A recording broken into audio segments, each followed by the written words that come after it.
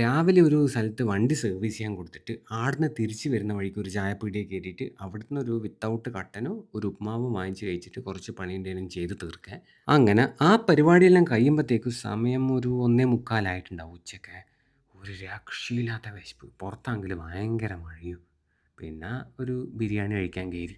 ഈട്ന്ന് വന്നിട്ടൊരു leghorn chicken biryani order ചെയ്ത്. ബിരിയാണീൻ്റെ കൂടെ അക്കംപനിമെന്റ് ആയിട്ട് തൈര്, സലാഡ്, ഈത്തപ്പഴം, ബീറ്റ്റൂട്ട് അച്ചാറ് പിന്നെ ചമ്മന്തി ഉണ്ടേനു. മഴയത്തുള്ള വിശപ്പിന്റെ ആ ഒരു ആലസ്യത്തില് ഞാൻ ആയിപ്പോയോണ്ടന്നെ ബിരിയാണിയില് ലെഗ് പീസ് വേണ്ടാന്ന് പറയാൻ ഞാൻ വിട്ടുപോയിന്. സാരമില്ല അപ്പൊ പോട്ടെ.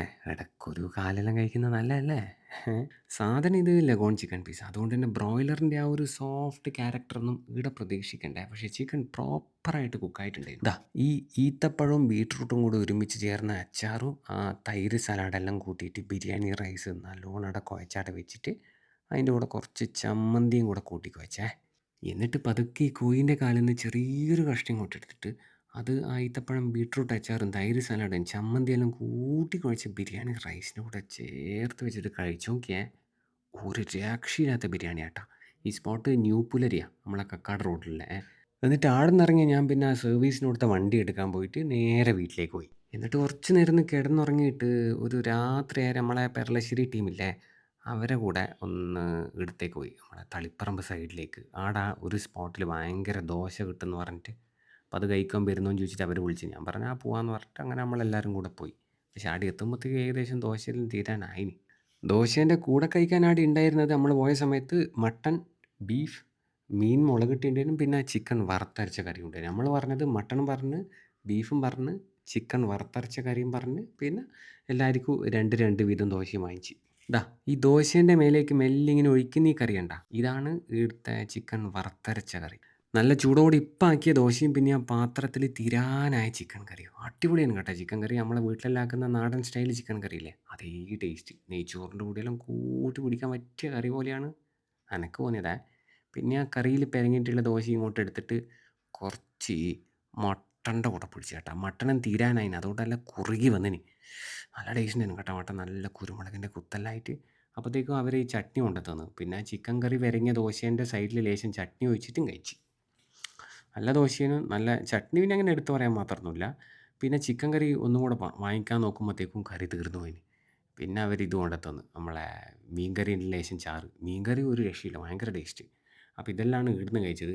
മൂപ്പരാണ് നമ്മളെ പൈസയെല്ലാം കൊടുത്തത്. അതുകൊണ്ട് എനിക്കത്ര പൈസ ആയെന്ന് അറിയില്ല. ഈ സ്പോട്ട് വരുന്നത് തളിപ്പറമ്പ് BP പെട്രോൾ പമ്പില്ലേ, അതിൻ്റെ തൊട്ട് സൈഡിലുള്ള നിതിൻ ഹോട്ടലാണ്.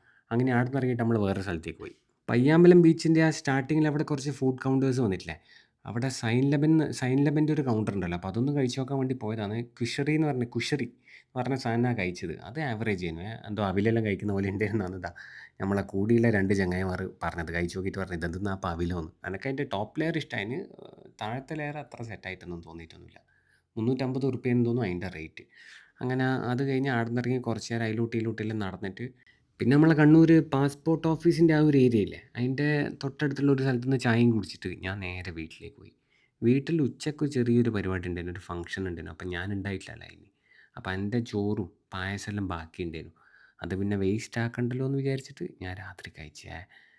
അപ്പോൾ ചോറ് കഴിച്ചതിന് ശേഷം പിന്നെ പ്രഥമൻ വാഴ ഇലയിലേക്ക് ഒഴിച്ചിട്ട് അതിൻ്റെ അകത്തേക്ക് പഴം കുഴച്ച് ചേർത്ത് പപ്പടവും പൊടിച്ച് ചേർത്തിട്ട് ഇതാ ഇങ്ങനെ. എന്നിട്ട് പിന്നെ ഞാനും എൻ്റെ നാട്ടിലുള്ള വേറെ ഒരുത്തനും കൂടെ രാത്രി ഒന്ന് കറങ്ങാനിറങ്ങി. തലശ്ശേരി പോയിട്ട് ഷെയ്ക്ക് കുടിക്കാമെന്ന് പറഞ്ഞിട്ട് ഇറങ്ങിയതാണ്. പിന്നെ നമ്മളങ്ങനെ വണ്ടി ഓടിച്ചിട്ട് നേരെ നാദാപുരത്തി.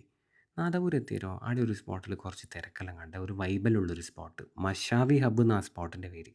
ആടെ കയറിയിട്ട് ഒരു ക്വാർട്ടർ റൈസും പറഞ്ഞ് ഒരു ക്വാർട്ടർ മന്തി റൈസും വാങ്ങിച്ച് ഒരു പോർഷൻ കൂന്തൽ തവ റോസ്റ്റ് വാങ്ങിച്ചിട്ട് നമ്മൾ രണ്ടാളും കൂടെ ഷെയർ ചെയ്ത് കഴിച്ചു കേട്ടോ. ഇതാണേ മഷാവി ഹബ്ബ്. റൈസ് കുഴപ്പമില്ല, കൂന്തൽ കുറച്ചും കൂടെ ഒന്ന് ശരിയാവാനുണ്ട്. എന്നിട്ട് മെല്ലെ അതിലൂട്ടിലെല്ലാം തിരിഞ്ഞ് കളിച്ചിട്ട് ഒരു രാത്രി ഒരു 1 മണിയാകുമ്പം തലശ്ശേരി എത്തി. തലശ്ശേരി പഴയ ബസ് സ്റ്റാൻഡിൻ്റെ അടുത്തുള്ള നമ്മളെ മുനീർ ഖാൻ്റെ കടയില്ലേ, അനുപമ ജ്യൂസ്.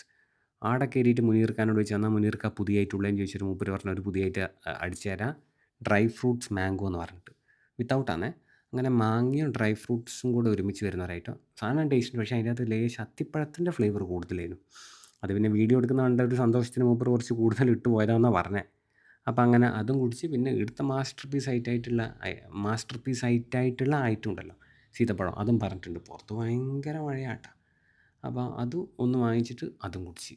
അത് ഫുള്ള് വേണ്ടാന്ന് പറഞ്ഞു. ഭയങ്കര ഫുള്ളായി പോയിന് വയറ്. അങ്ങനെ അതും കുടിച്ച്. എന്നിട്ട് പിന്നെ നേരെ തിരിച്ച് വീട്ടിലേക്ക് പോയേ. അപ്പോൾ ശരിയേ.